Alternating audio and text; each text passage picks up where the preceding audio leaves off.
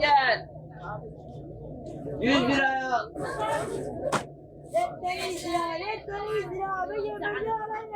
Bu sadece esnafın tercihi değil, aynı zamanda müşteri de bunu bazen dayatıyor. Çünkü yanında kart taşımıyor, nakit taşımıyor. Bakıyorsunuz bazen kendisine değil ailesine gönderiyor. Mesela hani çocuk annesine veya babasına gönderiyor IBAN'ı. Onlar bize para gönderiyor. İşte bu IBAN ortadan kalktığı zaman kabul edilmiyor. İşte diyor ki biz alışveriş yapmayacağız. Bırakıp gidiyorlar. Yani bu bir dayatma aslında. Sadece esnafın talebi de değil.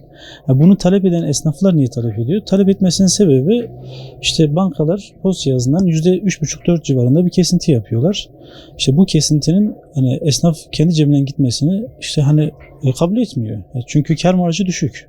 Son vergi zamlarından sonra, ondan sonra satışların düşmesinden sonra ekonominin işte durumu ortada. Bundan dolayı işte hani insanlar paralarını mümkün mertebe bankaya kaptırmak istemiyorlar ve IBAN gibi tercihlerde bulunuyorlar.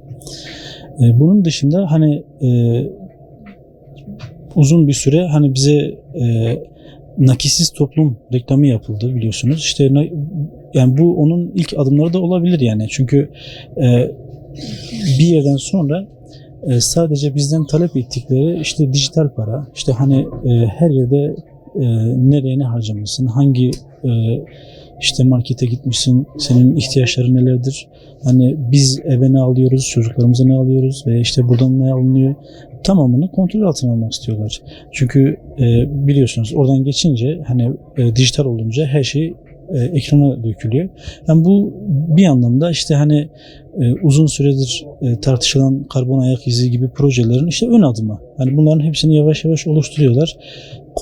Full kontrol toplumu oluşturmaya çalışıyorlar. Uygulanabilir mi? Bunun tespiti hani zor. Çünkü esnaf kendi hesabına göndertmeyebilir yani böyle bir durumda. İşte hani maliye kaydı olmayan bir hesaba gönderebilir.